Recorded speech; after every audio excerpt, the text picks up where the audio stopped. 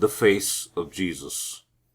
Jesus was God, letting man see the beauty of His face, and listen to the music of His voice, and feel the irresistibly gentle drawing power of His presence.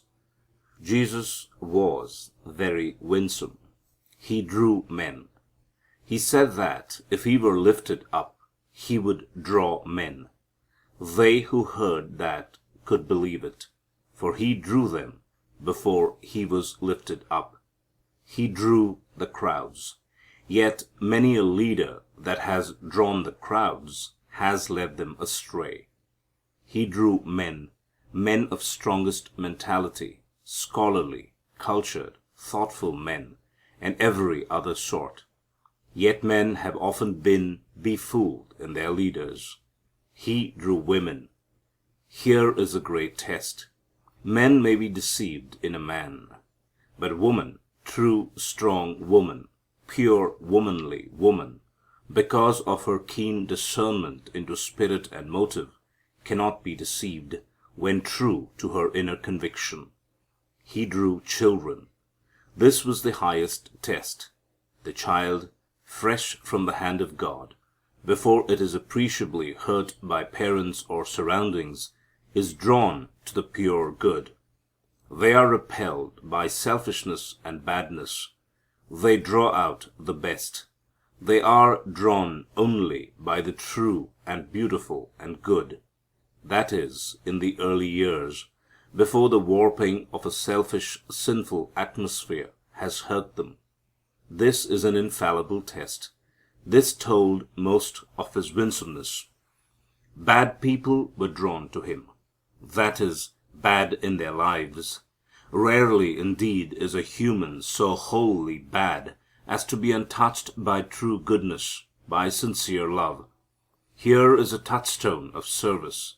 He touched that spot in the lowest, and by His presence increased the hunger of their hearts for purity and for sympathy up toward purity.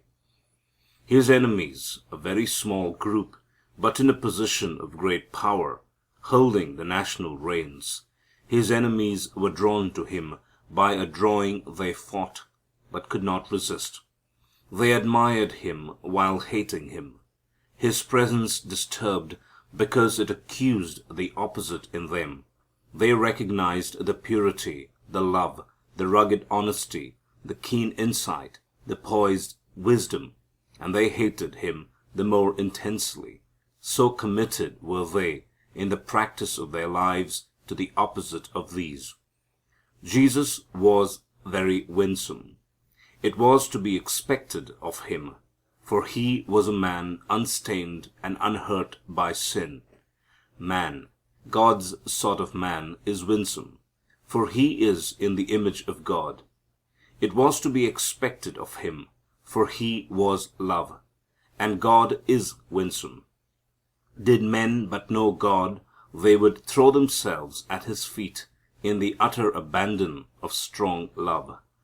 Jesus' personality must have been very attractive because of the man living within.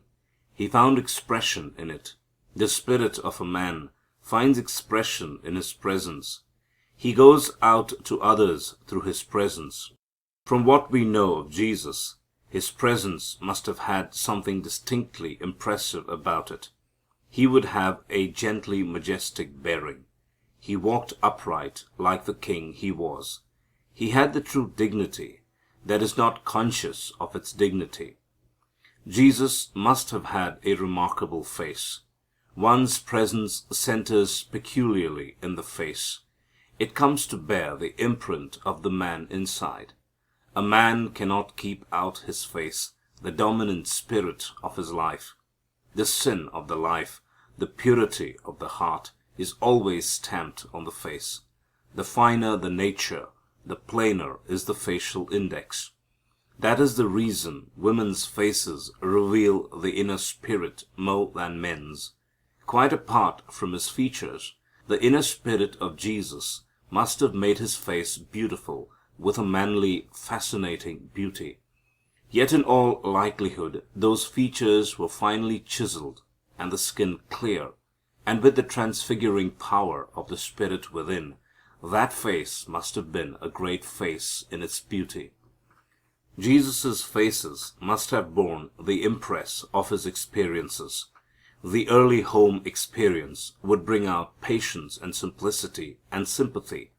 Those 40 days in the wilderness would intensify the purity and strength and bring evidence of the struggle and of victory.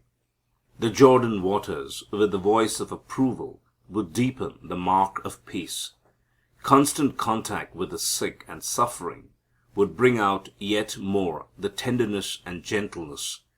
Constant teaching of undisciplined folk would intensify the patience.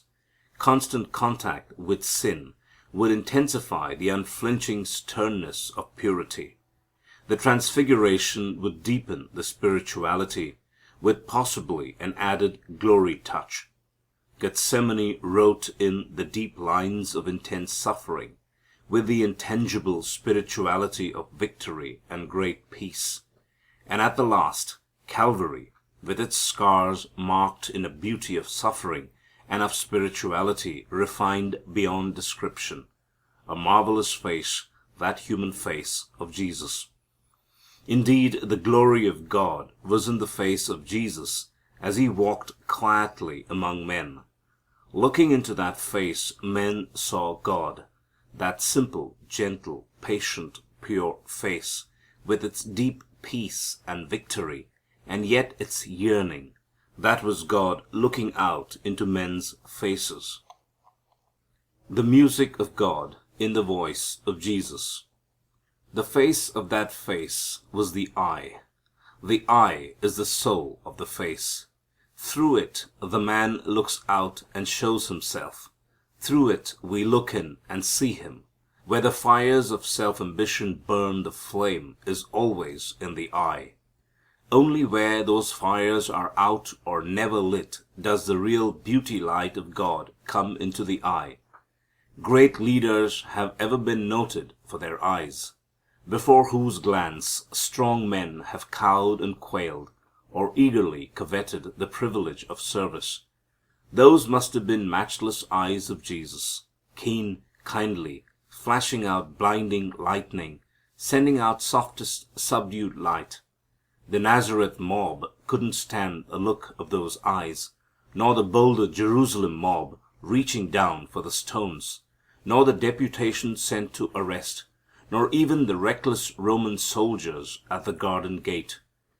The disciples who were closest sometimes followed him afraid and amazed because of the look of those eyes. And yet the little children put their arms around his neck and looked up fearlessly and lovingly, and the crowd listened by the hour with their eyes fastened upon his. The voice of Jesus must have been music itself. It speaks once of his singing a hymn. How we would all have loved to hear him sing. But that voice was music at all times, whether in song or speech. Low, modulated, rhythmic, gentle, rich, resonant, wondrous music. Those who have heard Spurgeon and Gladstone almost always speak of the rare musical quality in their voices.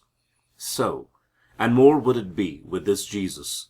It has been said that the personality reveals itself in the speech. It reveals itself yet more and more subtly in the sound of the voice. The power or weakness of a man is felt in the sound of his voice. The blind have unusual skill in reading character in the voice. Were we wiser, we could read men's character much more quickly in the voice. Children and animals do. The voice that stilled the waves and spoke forgiveness of sins, that drew the babes and talked out to thousands at once, must have been full of sweetest music and thrilling with richest power. Jesus made much of the personal touch, another means whereby a man's power goes out to his fellow. He believed in close personal touch. He drew men into close contact with himself. He promised that when gone himself, somebody else was to come and live as he had done right with us in close touch. He touched those whom he helped, regardless of conditions. There was power in his touch. Some of himself went out through that touch of his. The fever, the weakness, the disease fled before his touch. Is it to be wondered at that everywhere in the temple yards, on Judean hills or Galilean, by the blue waters of Galilee or the brown waters of the Jordan, men crowded to Jesus? They couldn't help it. He was irresistible in His presence, His face, His eye, and voice and touch. It could not be otherwise. He was God on a wooing errand after man. Moses' request of Jehovah, "Show me thy glory," was being granted now to the whole nation. In Jesus they were gazing on the glory of God. A veiled glory? Yes, much veiled, doubtless, yet not as much as when Moses looked and listened. Jesus draws men. All classes, all nations, all peoples are drawn to Him.